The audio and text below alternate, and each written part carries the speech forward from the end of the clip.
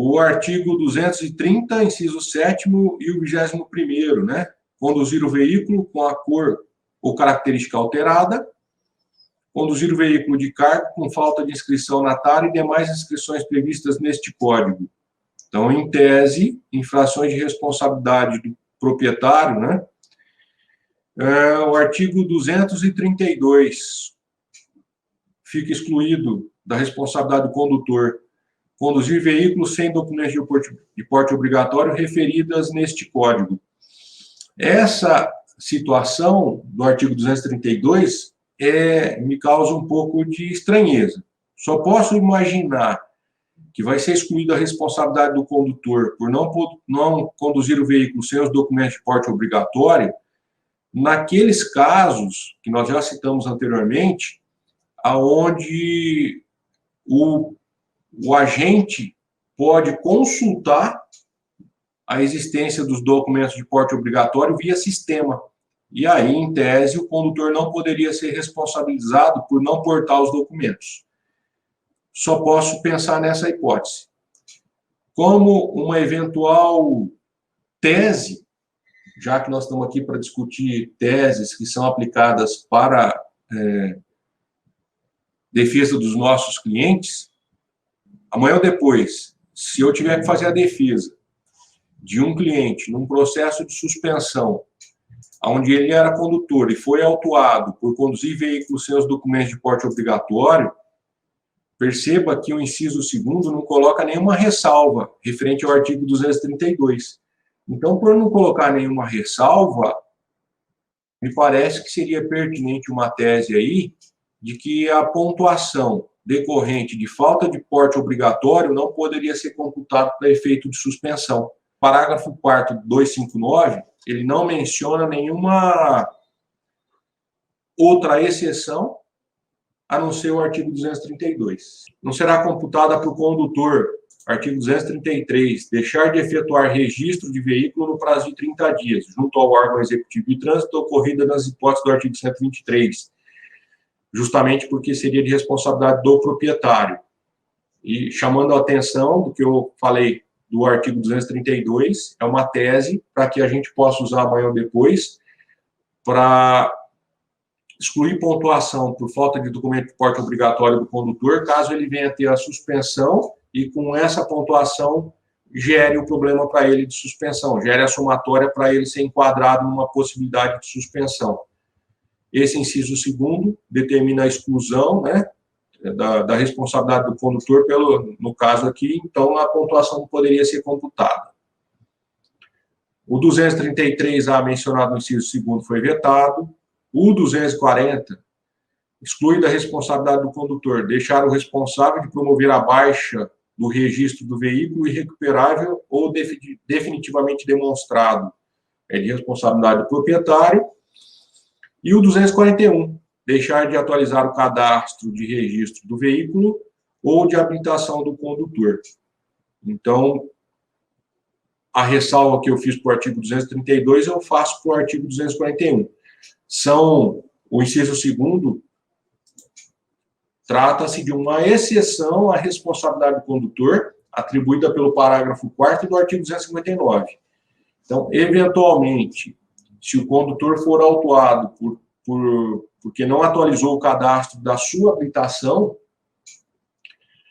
o inciso 2º trata da isenção da responsabilidade do condutor para efeitos de responsabilidade. Artigo 261, ele traz para a gente a alteração no que tange a pontuação. Então, eu diria que, ainda que em situações paralelas, ligadas diretamente ao artigo 261, o artigo 261 seria a base, para a aplicação de suspensão e cassação do direito de dirigir.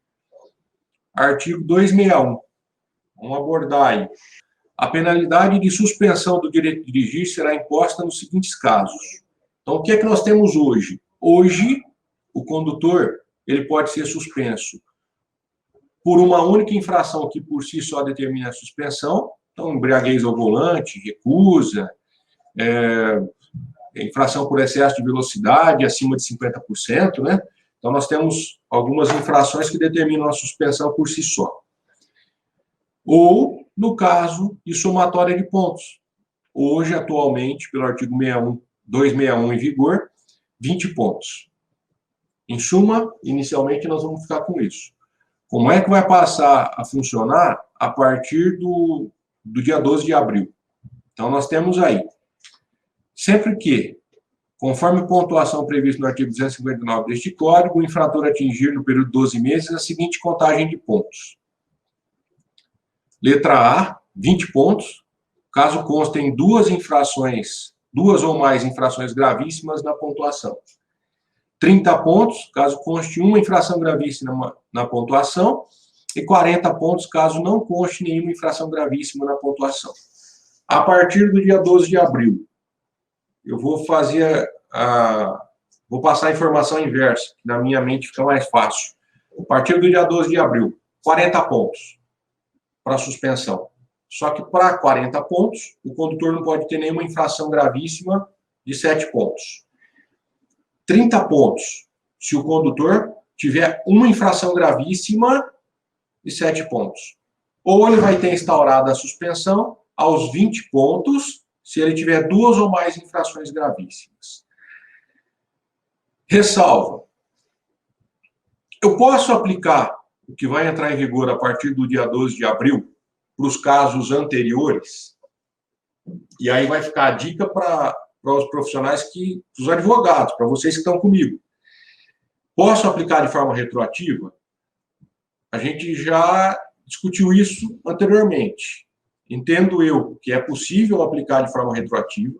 Nós já tivemos situações de retroatividade que foram aplicadas no passado, quando foi alterada a lei por excesso de velocidade, ou quando o CONTRAN editou a resolução alterando a classificação da infração da viseira, tirando ela da questão de ser gravíssima, que determinava a suspensão, para trazer para uma infração média, se eu não me engano, ou leve.